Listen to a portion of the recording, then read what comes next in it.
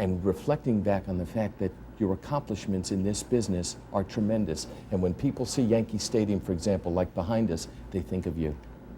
Well, I'm not the only one.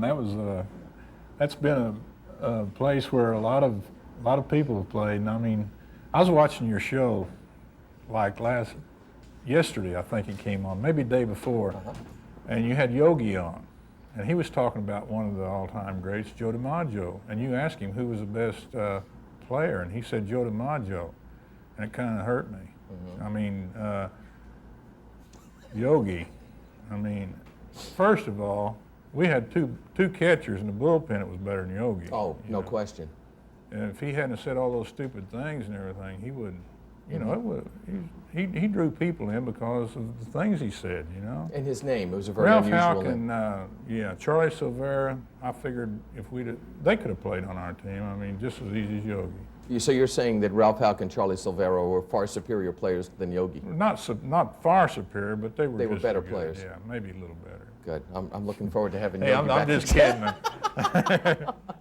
No, when I look at that, the first thing I thought about when I looked over there when you said that is Joe DiMaggio. My first year was his last year. Right. And I guarantee me and Whitey figured out one time that he must have hit at least, you see that 457 sign out there? Right. That's left center. Right. And I saw him hit it in 1951, as his last year, at least 20 balls on that warning track out there that would have been home runs anywhere.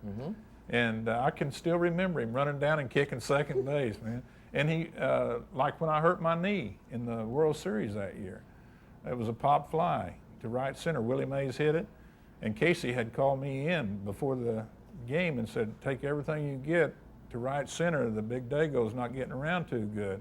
And I was running as hard as I could to catch this pop fly, and I get there, and he says, I got it. He's standing there. Yeah. I mean, he came from left center all the way over to right center, and he's standing under the ball. He just had a knack for getting, I mean, he was, as far as I'm concerned, Yogi's right. He was probably the best all-around baseball player that there ever was. Do you think Yeah, Yogi? I'm just kidding, Yogi. We wonder if If Yogi he's thinks watching. that you're right about Houk and Silvera. So DiMaggio hits 20 balls to the 457 sign that are caught, and then you said before we started taping that Tommy Hendrick would come up right after Or him. Yogi. Or Yogi. And hit him right down that 296 down in the corner there. And I used to watch Joe on the bench, and he'd go, geez.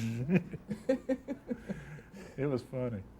We should mention to those that are watching that Mickey used the term Dago, which of course is not a term that we like to use on the show or ever has been used, but that was a term that was used by everybody regarding DiMaggio. And at that time, in that world, that was a term of endearment. Well, that was a compliment to him. I sure in the hell ain't putting Joe No, DiMaggio of course down. not. I mean, that's what they called him. Billy Martin used to call him Big Dago. And Billy was Italian himself. Yeah.